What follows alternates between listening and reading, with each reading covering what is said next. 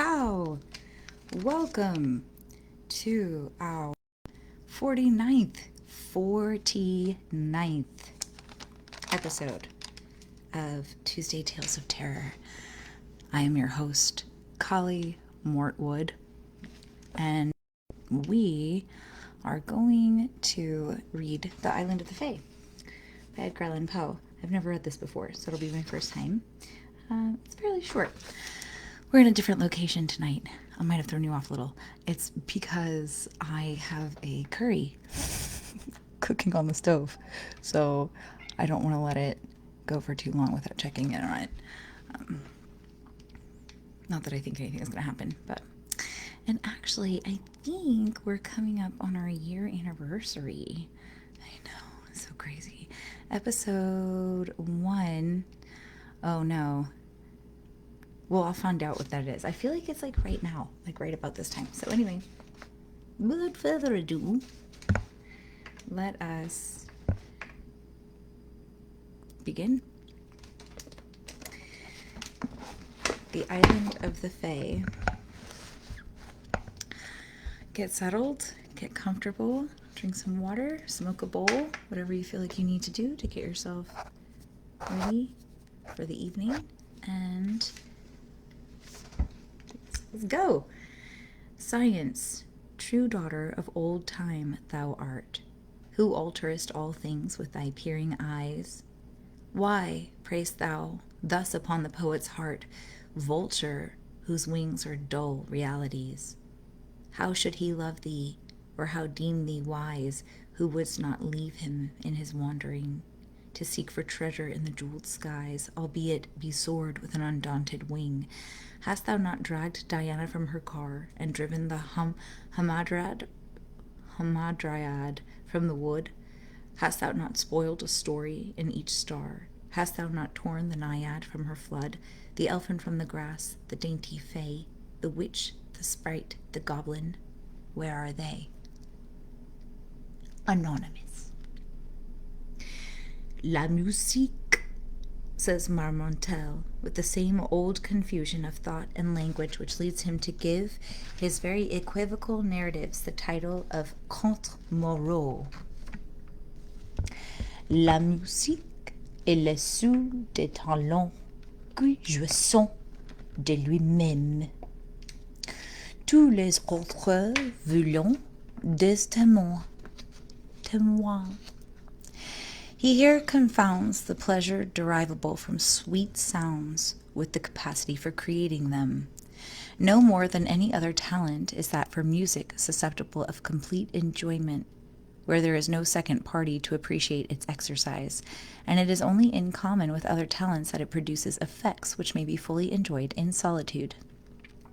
The idea which the raconteur has either failed to entertain clearly or has sacrificed in its expression to his national love of point is doubtless the very tenable one that the higher order of music is the most thoroughly estimated when we are the most exclusively alone.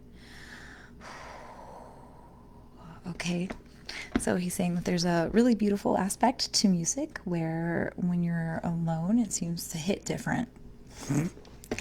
The proposition in this form will be admitted at once by those who love the lyre for its own sake and for its spiritual uses. But there is one pleasure still within the reach of fallen mortality, and perhaps only one, which owes even more than does music to the accessory sentiment of seclusion.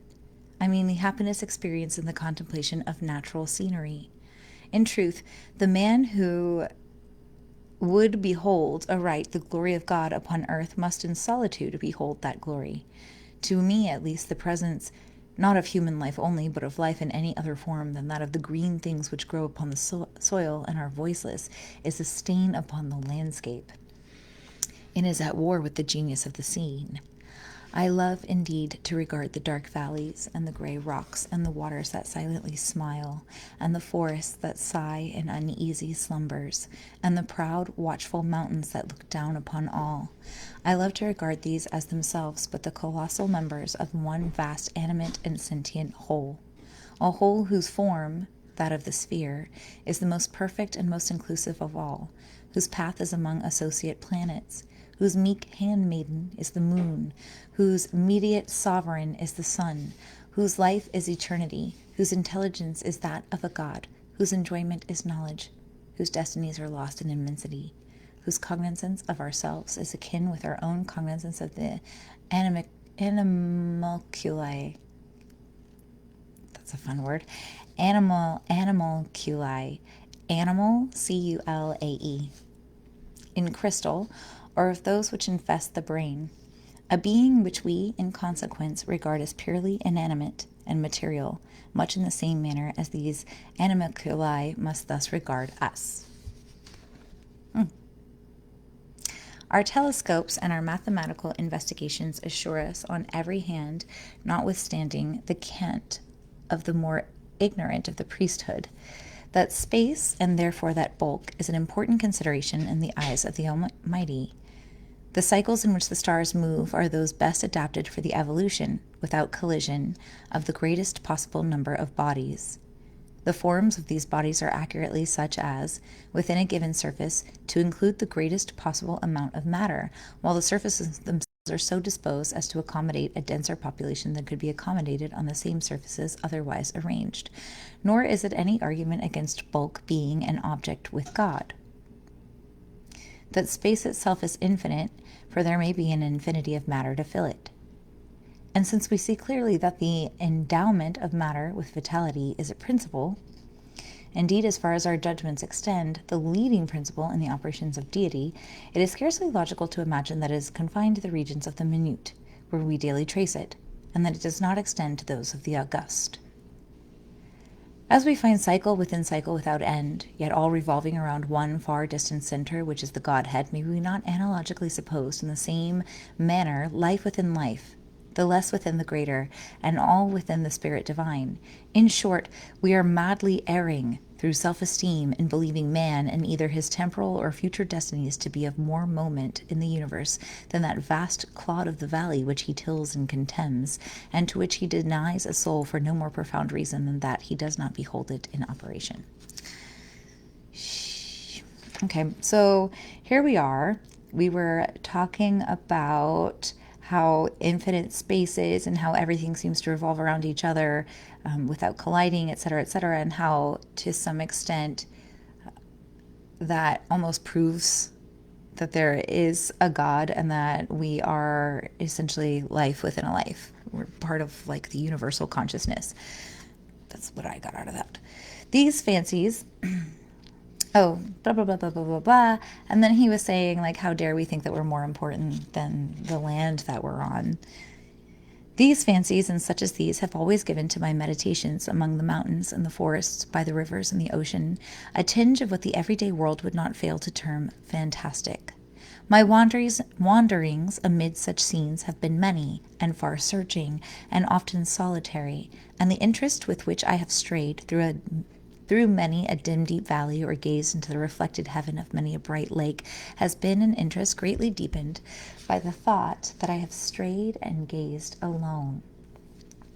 What flippant Frenchman was it who said, in allusion to the well-known work of Zimmermann, that La Solitude... Why does he write these in French and then he doesn't write any translations? I'm skipping it. Even though my French accent is really nice, I might as well just read it because I do have a pretty great French accent. We don't know what it means, but we going for it. Here we go. La solitude est une belle chose, mais il faut quelqu'un peu pour vous dire que la solitude est une belle chose. The epigram cannot be gainsaid, but the necessity is a thing that does not exist. It was during one of my lonely journeyings in a far distant region of mountain, locked within mountain and sad rivers and melancholy torrents, writhing or sleeping within all, that I chanced upon the rivulet and the island which are the subject of our engraving. I came upon them suddenly in the leafy June, and threw myself upon the turf beneath the branches of an unknown odorous shrub, that I might doze as I contemplated the scene. I felt that thus only should I look upon it, such was the character of phantasm which it wore. On all sides, save to the west, where the sun was about sinking, arose the verdant walls of the forest. He's surrounded by forest, and the sun is setting. The little river, which turned sharply in its course and was thus immediately lost to sight, seemed to have no exit from its prison, but to be absorbed by the deep green foliage of the trees to the east, while in the opposite quarter, so it appeared to me as I lay at length and glanced upward, there poured down noiselessly and continuously into the valley a rich golden and crimson waterfall from the sunset fountains of the sky. Beautiful. About midway in the short vista, which my dreamy vision took in, one small circular island, fantastically verdured, reposed upon the bosom of the stream. So blended bank and shadow there that each seemed pendulous in air. So mirror-like was the glassy water that it was scarcely possible to say at what point upon the slope of the emerald turf its crystal dominion began. My position enabled me... Okay, so he spotted a little island in the river. Everyone's keeping up, okay? And he says it's like really shimmery with the sun hitting it and everything, and so he doesn't know where the island begins and the water ends or whatever. My position enabled me to include a single view both of the eastern and western extremities of the islet, and I observed a singularly marked difference in their aspects. The latter, being the western, because latter means last, the latter was all one radiant harem of garden beauties. It glowed and blushed beneath the eyes of the slant sunlight and fairly laughed with flowers. The grass was short, springy, sweet-scented, and asphodel interspersed. The trees were lithe, mirthful, erect, bright, slender, and graceful, of eastern figure and foliage, with bark smooth, glossy, and party-colored. Party-colored. There seemed a deep sense of life and joy about all, and although no airs blew from out the heavens, yet everything had motion through the gentle sweepings to and fro of innumerable butterflies that might have been mistaken for tulips with wings. That's beautiful, isn't it? The other, or eastern end of the island was whelmed in the blackest shade. A somber, yet beautiful and peaceful gloom here pervaded all things. The trees were dark in color and mournful in form and attitude, wreathing themselves into sad, solemn, and spectral shapes that conveyed ideas of mortal sorrow and untimely death. The grass wore the deep tint of the cypress, and the heads of its blades hung droopingly, and hither and thither among it were many small unsightly hillocks, low and narrow, and not very long, that had the aspect of graves, but were not.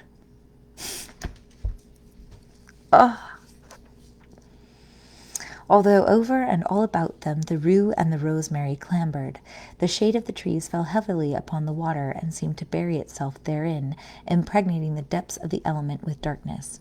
I fancied that each shadow, as the sun descended lower and lower, separated itself sullenly from the trunk that gave it birth, and thus became absorbed by the stream, while other shadows issued momently from the trees, taking the place of their predecessors entombed. Unimportant. Next. This idea, having once seized upon my fancy, greatly excited it, and I lost myself forthwith in reverie.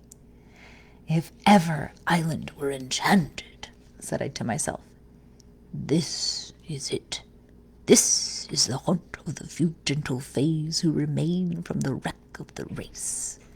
Are these green tombs theirs, or do they yield up at all their sweet lives as mankind yield up their own? In dying, do they not rather waste away mournfully, rendering unto God their existence little by little, as these trees render up shadow after shadow, exhausting their substances into dissolution? What the wasting tree is to the water that imbibes its shade, growing thus blacker by what it preys upon, may not the life of the Fae be to the death which engulfs it? But what fairy-like form is this which glides so solemnly among the water? As I thus mused with half-shut eyes, while the sun rapidly sank to rest and Eddying currents careered round and round the island, bearing upon their bosom large dancing white flakes of the bark of the sycamore, flakes which in their multiform positions upon the water a quick imagination might have converted into anything it pleased. While I thus mused, it appeared to me that the form of one of those very fays about whom I had been pondering made its way slowly into the darkness from out the light at the western end of the island. She stood erect in a singularly fragile canoe, and urged it with the mere phantom of an oar, while within the influence of the lingering sunbeams her attitude seemed indicative of joy.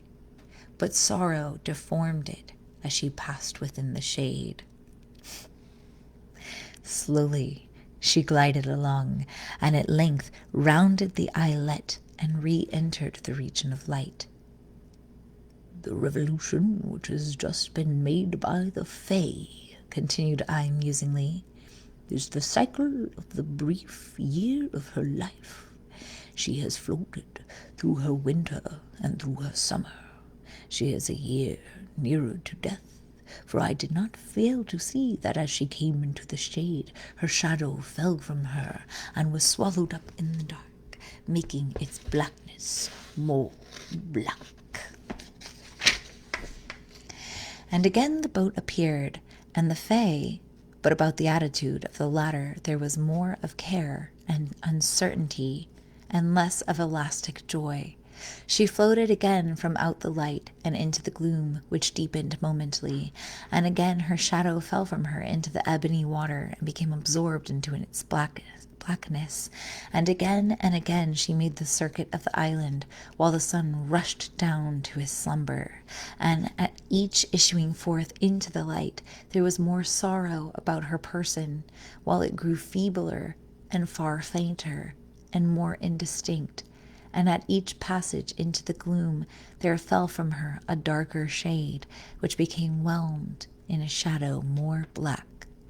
But at length, when the sun had utterly departed, the Fae, now the mere ghost of her former self, went disconsolately with her boat into the region of the ebony flood, and that she issued thence at all I cannot say, for darkness fell over all things, and I beheld her magical figure no more.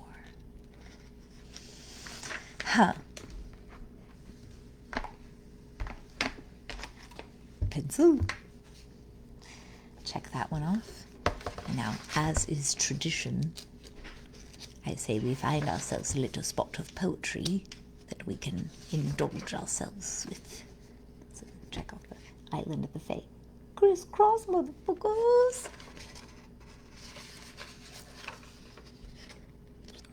Sorry if you're offended by the F word. Okay. I was really enjoying going in order for our poetry, and we still have quite a bit of time.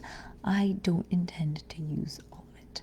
I also don't really feel like reading a very long poem.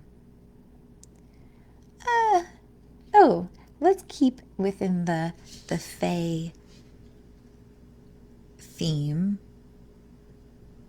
Oh no, that one's very long as well. All right, let's just go to this next one. Page 41. Oh, it isn't that long.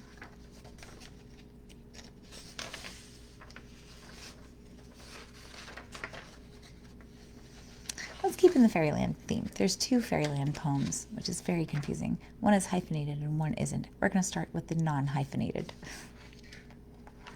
Fairy, space, land. Very important to designate that there is no hyphen. Sit down beside me, Isabel. Here, dearest, where the moonbeam fell, just now so fairy-like and well. Now, thou art dressed for paradise. I'm star-stricken with thine eyes. My soul is lolling on thy sighs. Thy hair is lifted by the moon, like flowers by the low breath of June. Sit down, sit down. How came we here? Or is it all but a dream, my dear?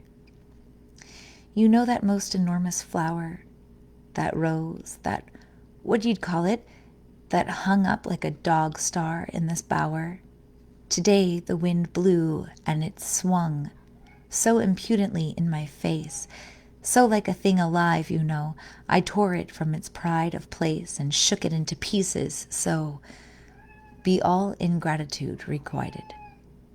The winds ran off with it delighted, and through the opening left as soon as she threw off her cloak, yon moon has sent a ray down with a tune. Hello. And this ray is a fairy ray. Did you not say so, Isabel? How fantastically it fell, with a spiral twist and a swell, and over the wet grass rippled away with a tinkling like a bell. In my own country, all the way, we can discover a moon ray, which through some tattered curtain pries into the darkness of a room, is by the very source of gloom, the motes and dust and flies on which it trembles and lies, like joy upon sorrow. Oh, when will come the morrow? Isabel, do you not fear the night and the wonders here? Dim veils and shadowy floods and cloudy-looking woods, whose forms we can't discover for the tears that drip all over? Huge moons, see, wax and wane again and again and again, every moment of the night, forever changing places. How they put out the starlight with breath from their pale faces. Lo! One is coming down with its center on the crown of a mountain's eminence. Down, still down, and down. Now deep shall be, oh deep, the passion of our sleep. For that wide circumference in easy drapery falls, drowsily over halls, over ruined walls, over waterfalls, silent waterfalls, over the strange woods, over the sea. Alas, over the sea. That was lovely. Oh, I really enjoyed that. Bing. Also, he's kind of got this thing for silent waterfalls. Okay, so now we shall read Fairy-Land.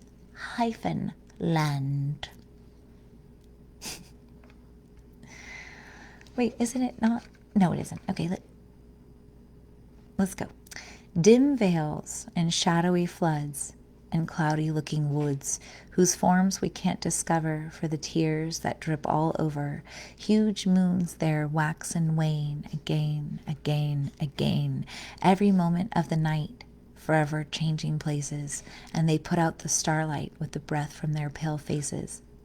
About 12 by the moon dial, one more filmy than the rest, a kind which, upon trial, they have found to be the best, comes down, still down and down, with its center on the crown of a mountain's eminence, while its wide circumference in easy drapery falls over hamlets, over halls, wherever they may be, over the strange woods, over the sea, over the spirits on the wing, and over every drowsy thing, and buries them up quite in a labyrinth of light. And then how deep, oh deep, is the passion of their sleep. In the morning they arise, and their moony covering is soaring in the skies with the tempests as they toss, like almost anything, or a yellow albatross. They use that moon no more for the same end as before. Videlicet, a tent, which I think extravagant, its atomies, however, into a shower dissever, of which whose butterflies of earth who seek the skies, and so come down again. Never contented things have brought a specimen upon their quivering wings. Not one of my favorites. Preferred Fairy Space Land. I preferred that one to Fairy Dash Land. Oh, the next poem is Alone, and I think we're going to end with this. Alone is one of my favorite poems by Edgar Allan Poe, and if you happen to find it, maybe I'll link to it. Actually, I think I'm going to include a link. There's a cute little cartoon that has the voice of Vincent Price narrating this poem, and it's really great. So a friend of mine sent me that a couple years ago. Alone. From From childhood hour, I have not been as others were. I have not seen as others saw. I could not bring my passions from a common spring. From the same source I have not taken my sorrow. I could not awaken my heart to joy at the same tone, and all I loved alone.